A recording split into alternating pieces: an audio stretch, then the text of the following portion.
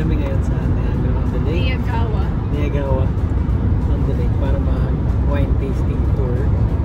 So gusto lang namin talaga sinama pa namin na try mag-wine tasting. Yes. Kahit di naman kami mahilig mag-wine. Ayun. Pagkat siya muna ang... And gusto lang niya akong mag-drive. Kailangan niya kasi matutulog tayo. Para pag tumating na yung time na dilipat na kami, hindi na ako mahirapan.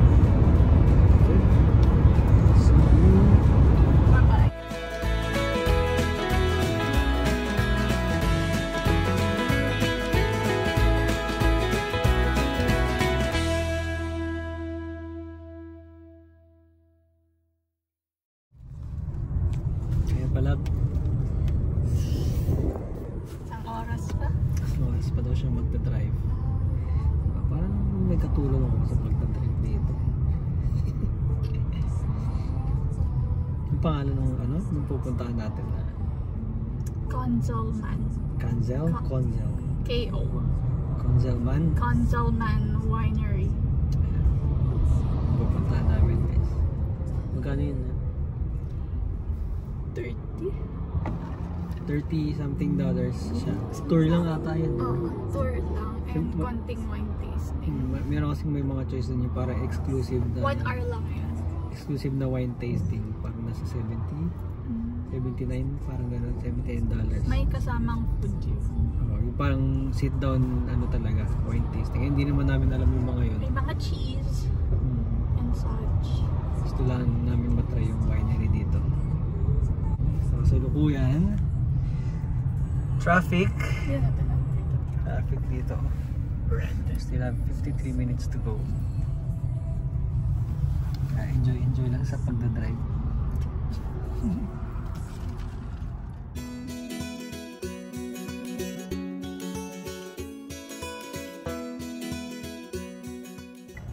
Yes! Nakalagpas na kami ng highway ng buhay.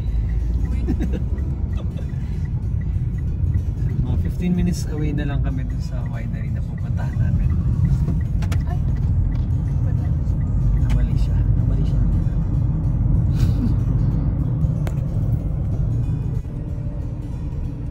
The houses are so cute. Ganyan din yung mga bahay-bahay dito sa Saskatchewan. Mga maliliit lang na bahay na. Yung mga ganyan lang siya.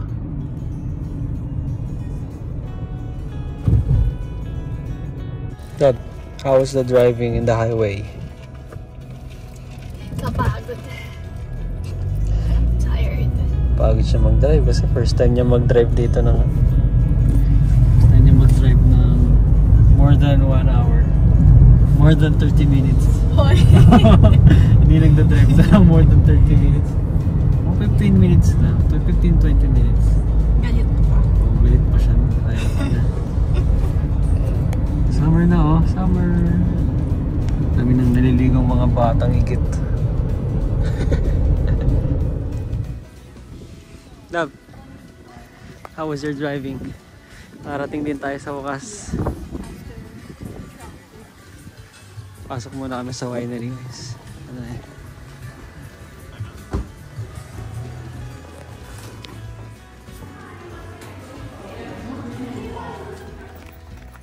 Dito na kami ngayon guys sa winery. Magtutour muna.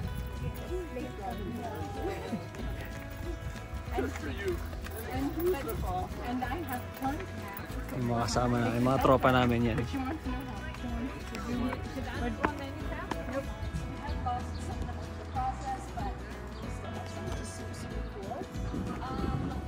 Yan lang. Saktong-sakto yung dating na. Sakto, tour agad. Pag nasa labas, muntik pa kaming maiwan. Pero pwede rin palang walking. Kasi nasa harapan ko. Doon, ngayon pa lang siya bumili. Pero for 2 p.m. yung next week. Ay, okay. Yan, punta kami sa equipment something. Magta-tasting na ata.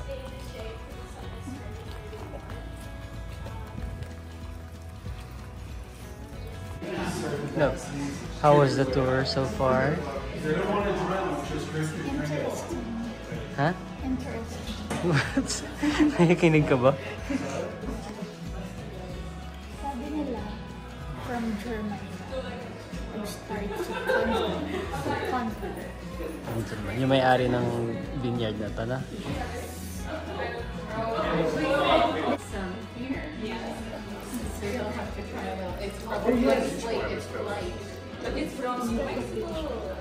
No, it's from chicken.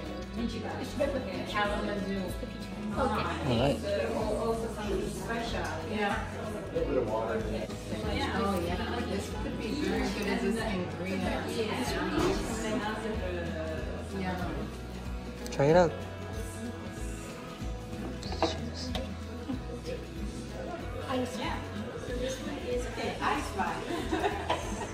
How was it?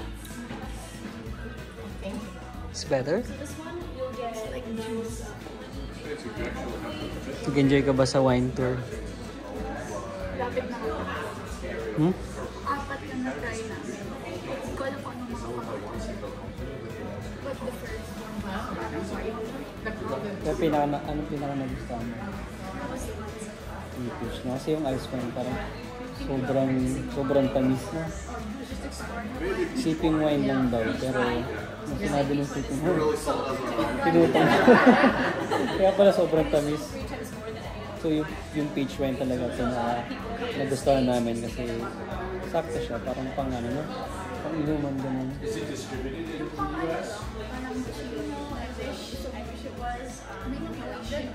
So yung tikim-tikim lang yung ice wine.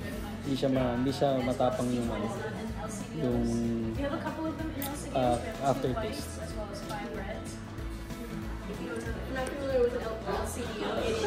So ito yung mga na-try namin wine. Ito yung pinakamasarap, which Yung is the peach? bestseller. Tapos ito ata yung second natin na-try. Yeah, yung red. Then ito yung ice wine. Sabi nila itong ice wine, pwede mo siyang ihalo sa espresso. Ice cream para daw mas tomis, imbis na syrup or honey yung ano mo. It's nice na. Let's try it. It's time to go? So look at sour. Come on, let's go. Yan yung mga wines nila. So shopping daw muna siya ng wine kasi nagustuhan niya eh. Ha? Yung peach? Ay, yung peach andito oh.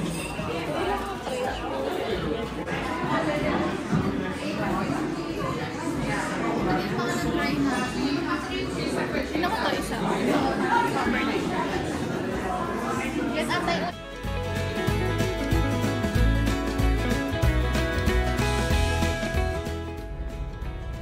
Alright guys! So tingnan nyo sino nang nasa driver's seat. Ayaw niyo na ulit mag-drive. Yeah, so we're done with the tour. So quick lang siya, 1 hour lang. Parang wala pa 1 hour kasi tumambay lang kami dun sa parang... Mga 45 minutes. Like yung first stop mo is doon, kita nyo. Kaya lang may nagtutour doon. Kasi kita mo yung vineyard from there. Then punta kami doon, loob niyan. Parang doon yung gawaan nila. Then pasok kami dyan, sa building na yan. Tapos umupo na lang kami doon. Doon na lang kami nag-tasting. For yung na-try namin. How much yan? Magkano yung binayaran natin for that? Binayaran ko is 29. Kasama na tax. Yung tour. Oh, tour 30. $30 per person. For me, okay na din. Sulit na rin, no? Oo, kasi hindi naman talaga kami mahilig sa wine. So, for the experience lang. Merong iba na, ano, may kasamang food, may kasamang cheese, ganyan. Pero ito, ano na lang, yung tour na lang. May mga exclusive na tasting. Yung talagang nasa table lang kayo, tapos kayo lang. may nagpapaliwanag kung ano yung wine. Hindi naman namin kailangan yun. And try lang, and okay naman yung experience. Nalasing. Nalasing. Siya, isang ano pa lang, isang sip pa lang. Yeah. Nalasing na daw siya. Hindi gusto yung una yun, Chardonnay. Hindi mo kasi mahilig sa wine. Yeah, so sa 4 na yun, anong pinanggusto mo? Yung peach talaga or yung ice wine. Kasi yung ice wine kasi, matamis. So gusto ko kasi matamis. Pero siyempre kung matagal na ano na inuman, yung peach wine. Yeah. Pinaka-sarap yung peach. Then gusto ko yung second natin na try. Yung red wine. Tapos yung ice wine, masarap din. Parang maganda siyang i-try sa coffee nga daw. Yung haluan mo imbes na syrup or imbes na ibang pampatamis yung ice wine na lang. Bumili kami ng maliit. Yeah. Bumili kami. We'll show you. Ito lang yung binili namin. It's the peach wine. Ito yung bestseller daw nila. Dito sila famous talaga sa peach wine. Masarap ito guys. And then this ice wine. Ito yung ice wine na binili namin. Sobrang liit lang kasi ang tamis niya. Tapos yung malaking bottle kasi $40. Pati parang hindi na namin ito maiinom. Parang ang pang ano lang. Siguro ito try namin. Sweet na lang. Oo. Masarap. Pero it's good. Parang nagjo-juice. Yeah, this is $10. Yes. And this one is siguro mga 18. So 29 yung binayaran ko for both. So, yeah. So tapos na kami. Sakto din kasi umulan. Umulan nung natapos na kami. Medyo okay ta. Mainit pero umuulan. So hindi namin alam kung saan na kami papunta. Saan na tayo? Hindi pa namin alam. So bahala na muna. Maaga pa naman, so hindi pa kami uwi. Pero yun muna for the wine tour. Yeah. So if you want to try, saan siya located? An hour away lang siya from Mississauga. Located sa Niagara on the Lake, Konzelman Winery.